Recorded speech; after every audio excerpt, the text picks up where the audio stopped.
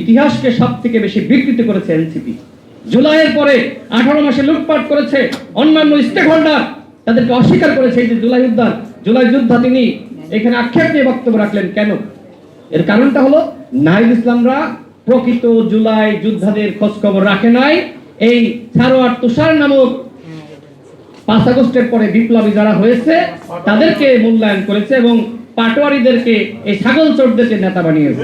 সরকারের পক্ষ থেকে বলা হয়েছে শেখ হাসিনাকে ফিরিয়ে দেওয়া এবং শহীদ উসমান হাদির খুনিদেরকে ফিরিয়ে দেওয়ার ব্যাপারে ভারত সরকার কি ভাবছে তার উপরে নির্ভর করবে মাননীয় প্রধানমন্ত্রী ভারতে যাবেন কি যাবেন না। অর্থাৎ এই সরকার জুলাই যোদ্ধাদের সরকার। জুলাই যোদ্ধারা এবং গণঅভ্যুত্থানের শক্তি তারা কষ্ট পায় এরকম কোনো সিদ্ধান্ত ইনশাআল্লাহ আমাদের মাননীয় প্রধানমন্ত্রী জনাব তারেক রহমান নেবেন না। এই সরকার গণঅভ্যুত্থানের সরকার। গণঅভ্যুত্থানে যদি বিএনপি ভূমিকা না রাখতো তাহলে আমার কাছে মনে হয় যে আসলে গণঅভ্যুত্থান এত দ্রুত সফলভাবে সম্পূর্ণ হতো না।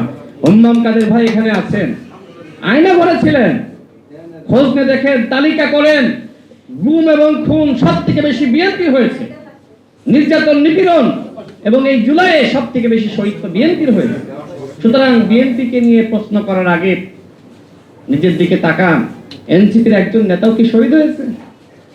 এনসিপির কয়জন নিপীড়নের শিকার হয়েছে? হ্যাঁ, অল্প সরকার থাকতে পারে কিন্তু বিএনপির ধারে কাছেও সেটি নয়।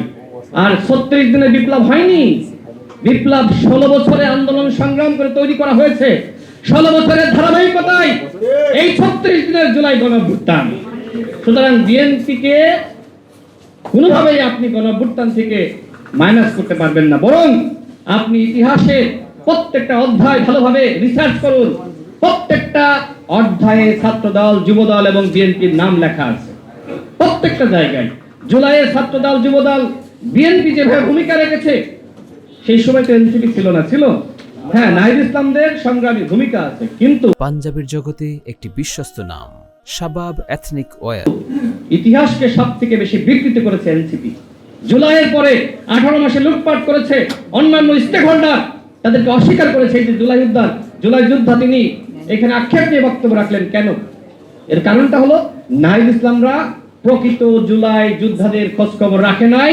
এই সারোয়ার তুষার নামক 5 আগস্টের পরে বিপ্লবী যারা হয়েছে তাদেরকে মূল্যায়ন করেছে এবং পাটোয়ারিদেরকে এই ছাগল চোরদেরকে নেতা বানিয়েছে। ছাগল চোরদেরকে নেতা বানিয়ে এনসিপি বাংলাদেশে নতুন বন্দোবস্ত কায়েম করতে পারবে না। আজকে আয়োজন করেছে যারা, সবাইকে ধন্যবাদ জানাচ্ছি।